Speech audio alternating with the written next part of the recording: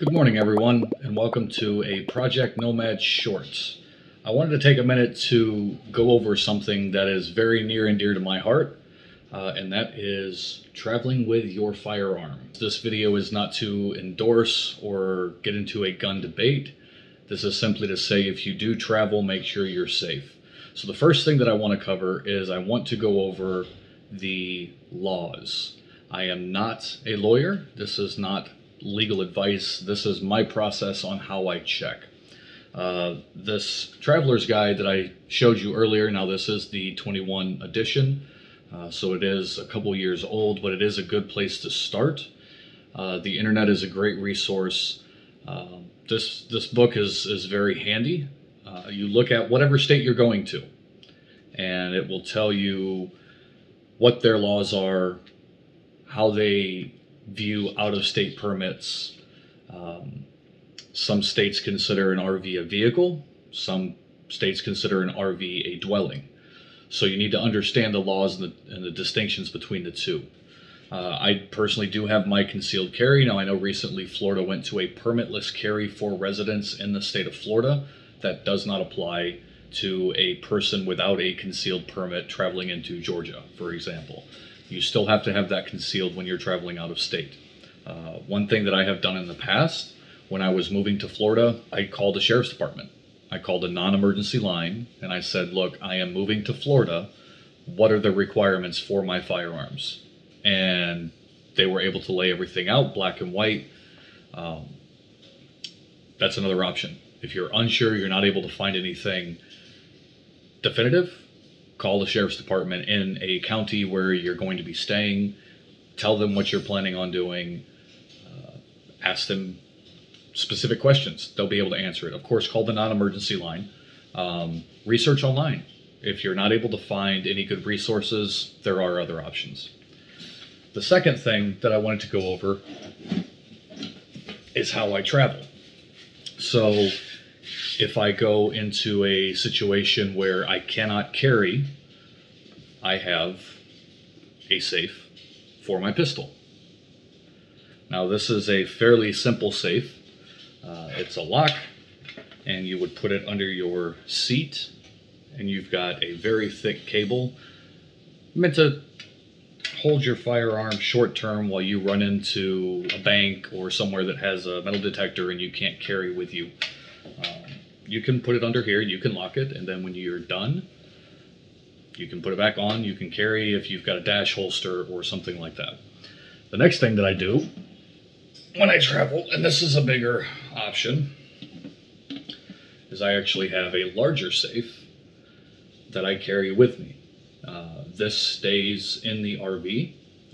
It is secured in the RV when I travel, and if I need to leave my firearm in the RV for whatever reason, if we're going to the pool to go swimming, whatever, it's locked in this safe. This safe I actually really like. It's very heavy duty. There are 3 methods to get in there. So you have a key, you have a fingerprint, and then you have a code. The really neat thing about this that I really like is you program your code. Let's say you choose a 6 or a 7-digit number. You have the ability to use 1 through 5. If you have somebody around you where you think that they might try to look at your code, you can put any number of digits in front or behind your code. And I'll show you this a little bit later. You can put any number of digits in front or behind as long as it doesn't exceed 20, I believe. And this safe will still open. So let's say your code was 1, 2, 3, 4, 5. You could put 5, 4, 3, 2, 1, 1, 2, 3, 4, 5, 2, 2, 3, 3, 4, 4, you know, whatever. As long as your code is somewhere in the middle of those digits, the safe will still open. So if you have somebody watching and you think this person might try to get in here and memorize my code, throw some random numbers in the front, throw some random numbers afterwards. The safe will open for you, and then if that person tries to use that code and remember, 10, 15 digits, it's not going to work for him. Okay, so this is my electronic safe. Like I mentioned earlier, you have 3 different modes of entry. You have a keypad, you have a thumbprint, and you have a lock. You do have a charger here. There is a battery and a light on the inside, as well as the mechanism that operates your thumbprint. If that starts to run a little bit low, you can simply charge that straight through here. You never have to open your safe to do that. So I'll show you the fingerprint method first. Everyone seems to wonder how long that takes. Opens very quickly, as you can see. Inside we have my carry. I carry the Canic. You're able to see it is fully unloaded. No rounds in right now. Set that off to the side. There's a good bit of space on the inside.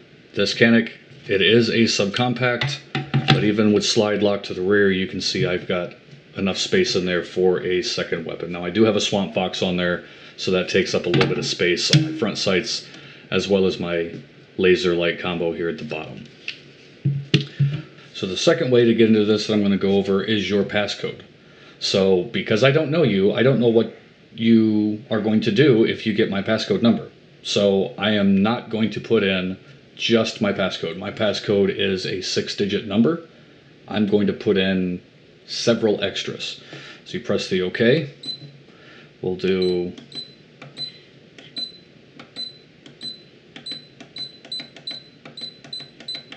just a bunch of random codes. And it opens up. So I put in quite a few more than 6, and it worked. Opened up, again, lights on, and you are set. Third method, trusty key. Right in, it's unidirectional. Push, and you hold for a second, and it pops open. You can see on the inside of the safe that there are some buttons here. So you've got a button to set your password, you've got a button to set your fingerprint, and then you've got a button for a reset. There's a battery compartment right down here on the inside by the light. It keeps this light on. Now this safe here is a safe that I leave in my vehicle if I am not able to carry, if I've got to go through a metal detector or you know, running in to pick somebody up at the airport or something like that. I will leave this in my vehicle. This is not a extremely heavy-duty safe. You can mount it. This is meant to be something for short-term hold. You can see there is a key entry. That's really the only thing that we have. So we open it up. Get my keys out of there. You do have a decent amount of space. And as you can see, there is no bells, no whistles. You will see on this side, you have this little notch right here. This little notch, and this is a very high-tech way of securing this to your vehicle. So you would take your end, wrap it around, you know, a bar under your seat or something like that. Tighten it up real good. Then you take this and you would simply place it just like that. You close it.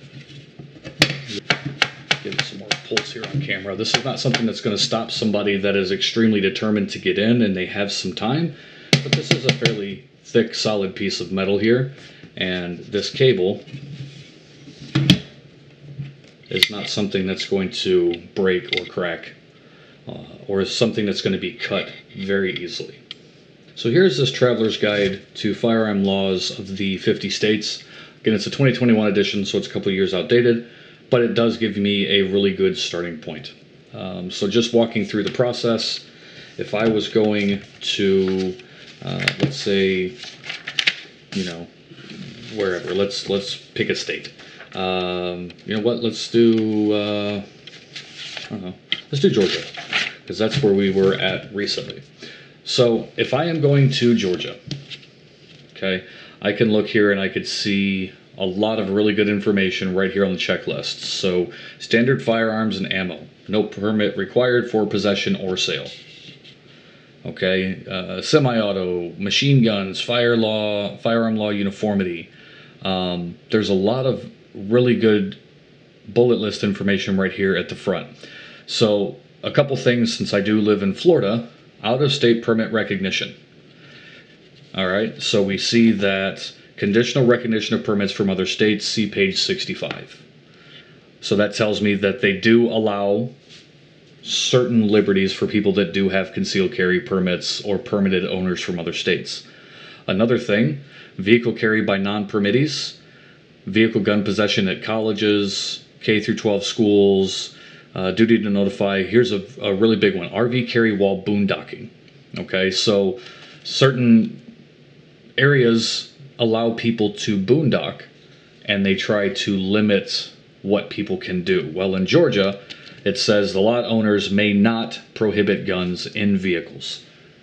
So as of 2021, you could have a firearm in your RV and not be concerned about it in Florida. If anybody said anything, they're violating the state law. But there's a lot of good information. You know, recognized permitting, it kind of explains some of the legal terminology in a much simpler way for people to just pick it up and have a quick reference checklist. Again, if you're in doubt, don't use a book that's 2 years old. Research yourself, call the local sheriff's department, and they'll be able to get you on the right path. So this is the reciprocity section of the book. It tells you what states' permits are accepted in the state that you are traveling to or through.